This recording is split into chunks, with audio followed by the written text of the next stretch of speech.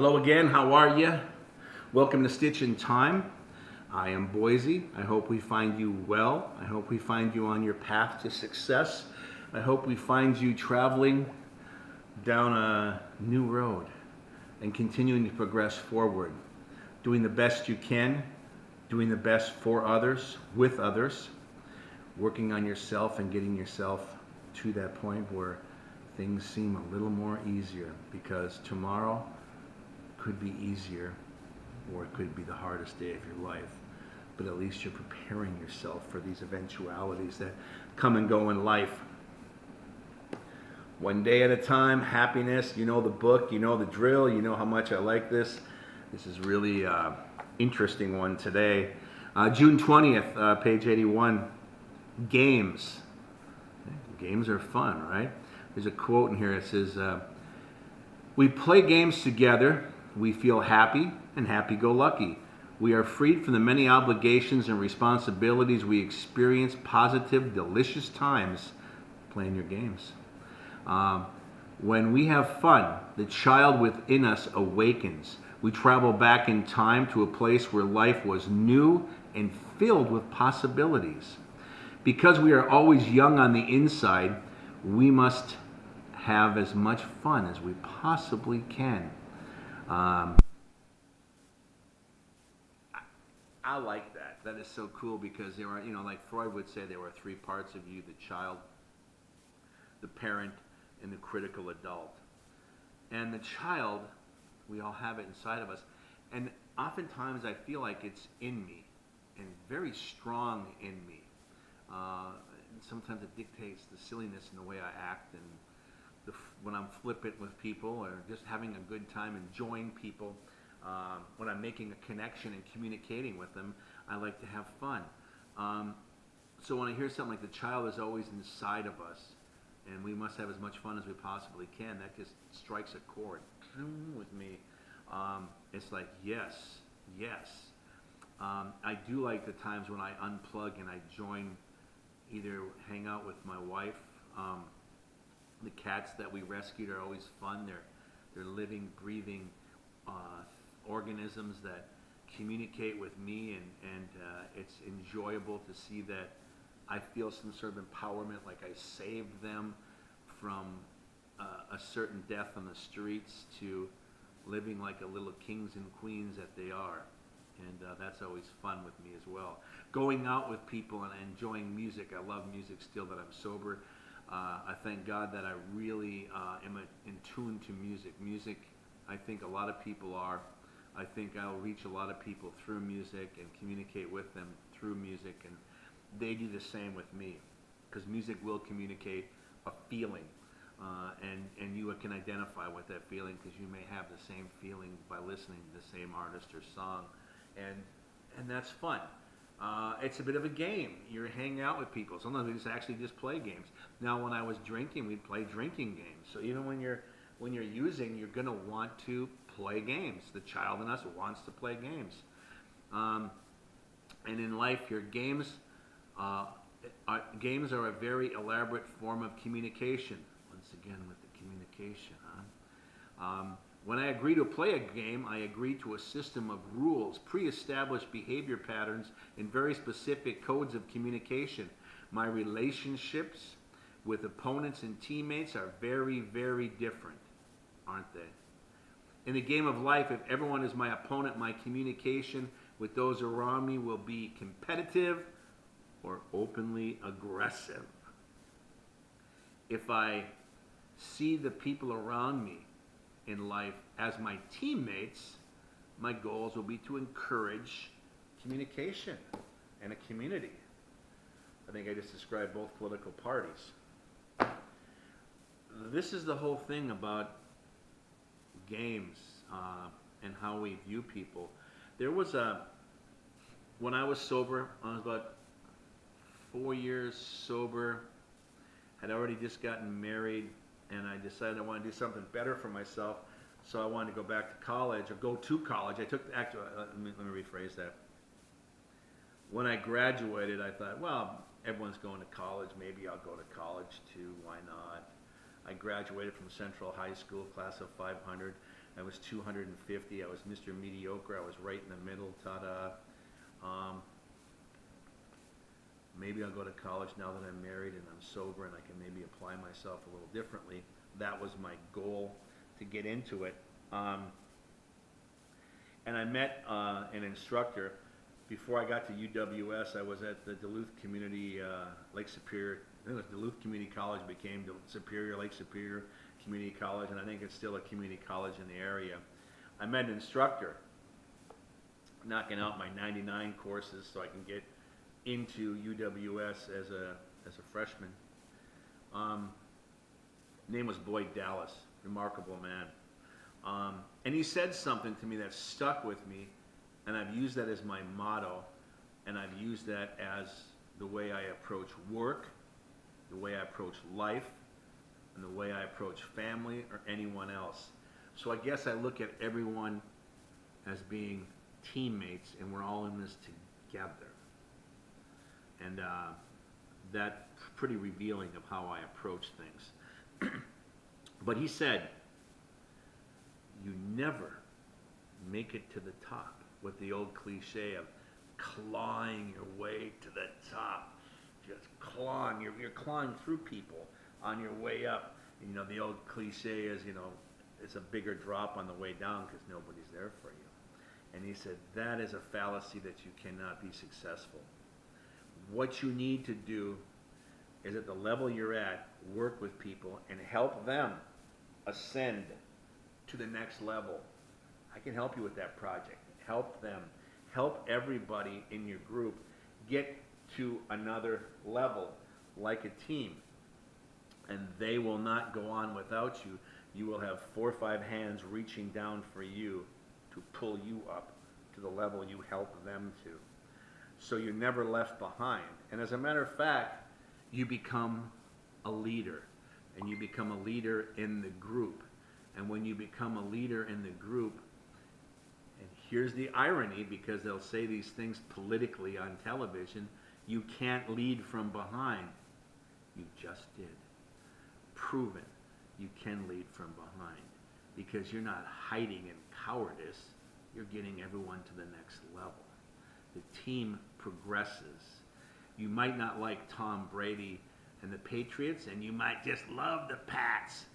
Bottom line is the team progresses. The team gets across the goal line. That's the whole goal. The other team is their opponents. So you have already pre-established rules where you're fighting against another team to be successful. Might even be a company against another company. But within that team, you are a team member. You're not even a superstar works with others. You can't be a superstar if you're clawing your way to the top. Impossible. Oh, it's lonely at the top. Yeah, if you're an ass. Because why wouldn't you take people along with you? Why wouldn't you help them ascend to that next level? You have a team with you. It's not a solo thing. You're not running the Olympics by yourself. You're not in a gymnast competition for yourself. You're with the whole team. It's the team competition that I'm focusing on. You will only be selected as being the top person by the people who make those decisions based on your performance and your all-around performance with your team, outside your team, and what you bring as an individual. That's the key importance of it. Even some of these athletes that suddenly go wrong, they lose their endorsements because they are not bringing that message. They are not what people perceive them as. When you are within a company and you are being aggressive, some people might consider that quite a feather in his cap. He's really going to go to the top. And they also don't trust you. They also don't keep an eye on you. They also going to make sure that you don't do whatever you're doing to other people to them. So you're always going to be the other guy on the other side of the 10-foot pole, whether you're holding it or you're feeling the poke from the 10-foot pole. Communication with a lot of people, that's what's key. That's what's important.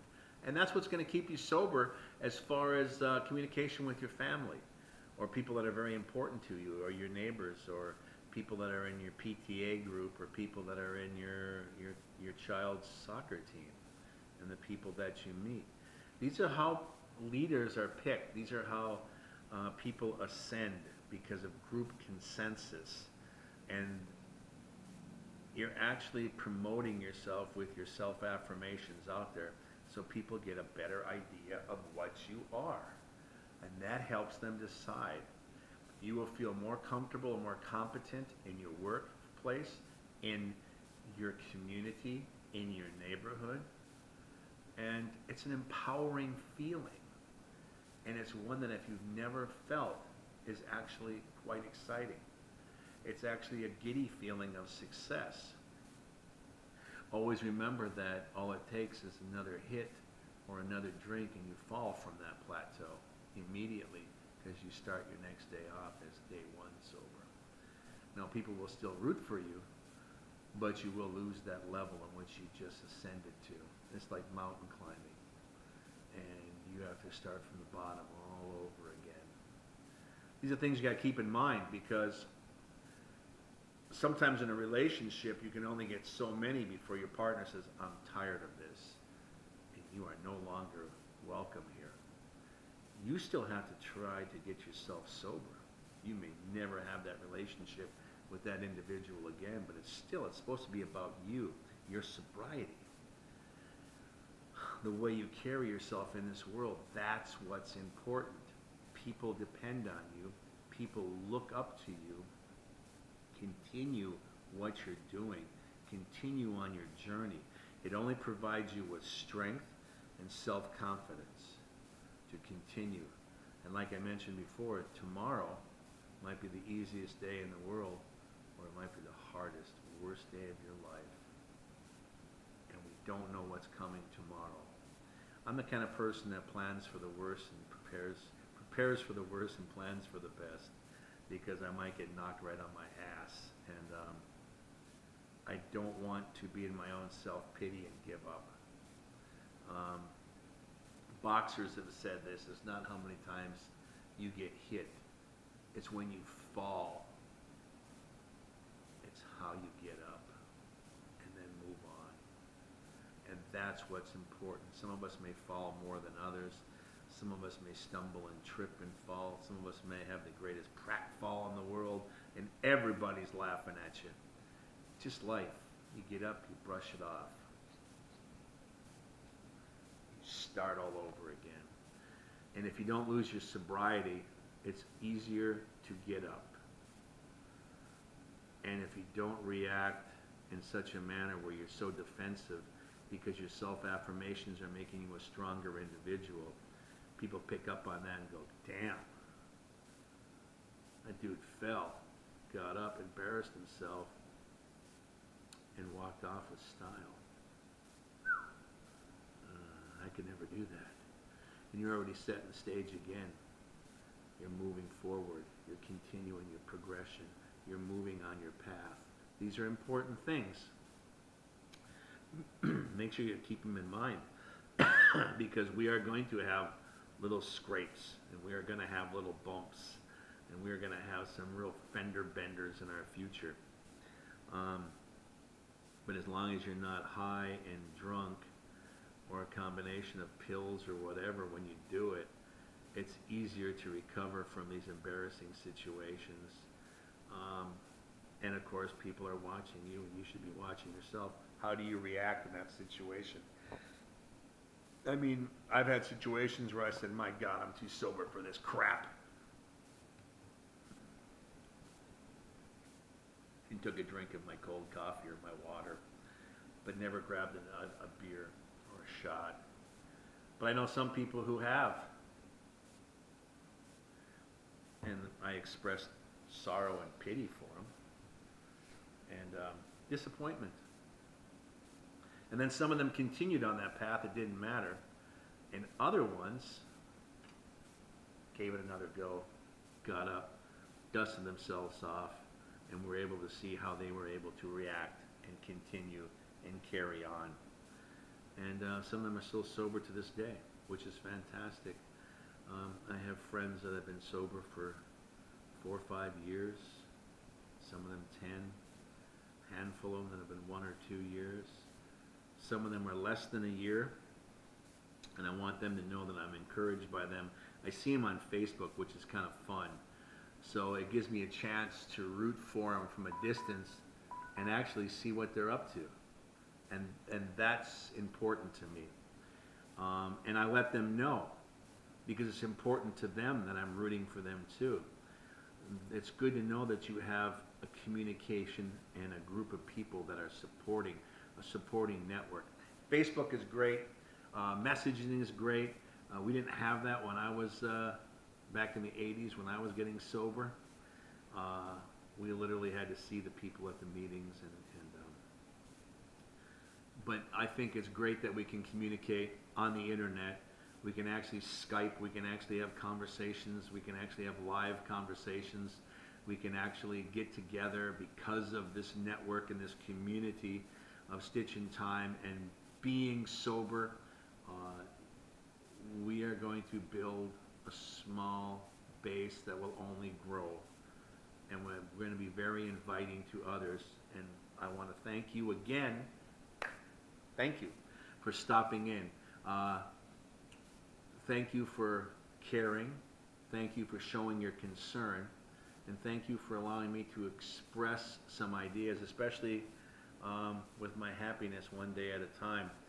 These are some of the books in which you'll want to look at and get your daily affirmation from, and get yourself ready when you head out there. So once again, thank you. Thank you for stopping in. We all appreciate it. Thank you for being part of the network. It really means a lot to me. I'm sending you peace and love. Peace and love. Thank you again from Stitch in Time. Until next time, we'll see you then. Thank you very much.